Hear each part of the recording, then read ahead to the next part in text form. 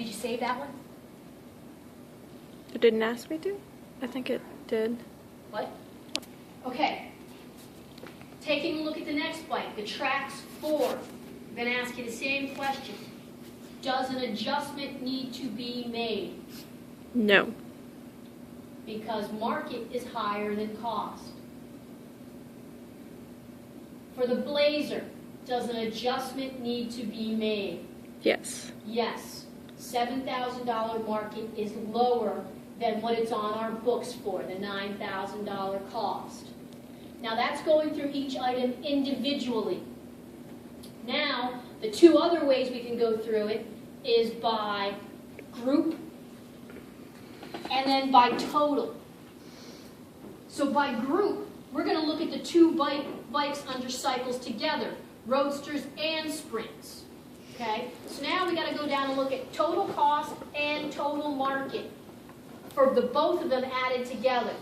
So for the roadster total cost, it's $160 plus the $50, or $210,000 in cost for the group. Do you guys see that? Yes, no, maybe? Is that on a different? No, look under the total cost column. Oh, okay. Yep. 160 plus the 50 is 210,000 in total cost. Yes? Yes. Now let's look at the next column over, market. 140 plus the 60 is 200,000. So for the group, we have cost 210,000, market 200,000 for the group, for the two cycles together. Does an adjustment need to be made? Yes. Yes, but only $10,000 worth, right? Mm-hmm. Whereas when we went through individually in that group, the first cycle we had to make a $20,000 adjustment for, and the second cycle we made 0 adjustment for. Because they even each other out. But as a group, we only have to make a $10,000 adjustment. So that would be same debit, same credit, but as a group, the adjustment's only $10,000.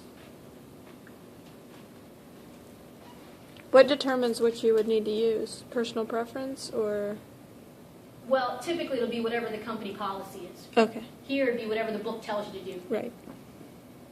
But yeah, personal preference, but you'll be told. Right. Okay, now let's take a look at it for the off-road vehicles. Total cost, 40 plus 45 is 85, right? For total market, 52 plus 35 is 87,000. Yes? Okay. Does an adjustment need to be made? No, because the $87,000 total market is larger than the $85,000 group cost.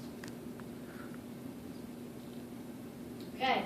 Now let's look at all 4 of them as one, as a total.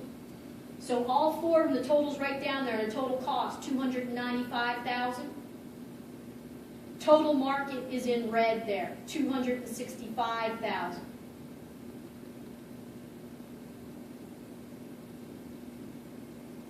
Does an adjustment need to be made? Yes. Yes. For the $30,000 difference between market and cost. Okay. 2 major concepts I need you to know. How to calculate cost of goods sold and ending inventory using LIFO, FIFO, and weighted average. And then I also need you to know how to compute lower of cost or market by individual, by groups, and in total. And the last concept I need you to know is very simple. It's you go in at the end of the month, you count your inventory. It's called shrinkage. I don't like that word, but there's only girls in the room, so it doesn't really matter. Okay. Man, I need to edit this. Okay. So, basically what happens is, typically when you go in and count your inventory, you're probably going to be lower than what it is on your books for because of theft, obsolescence, breakage, Okay? So you go in, and your inventory's on your books for $11,000. That inventory line on your balance sheet says $11,000. Your physical count shows you have $10,500 worth of inventory on your books, leaving you with a $500 difference. So once again, you need to adjust your inventory account to your physical count. And so you're going to debit cost of goods sold for $500 and credit or decrease your inventory for that $500.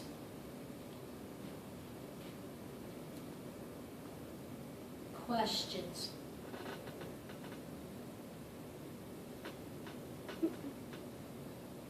I thank you for recording. You can stop and try and save. That would be most appreciated.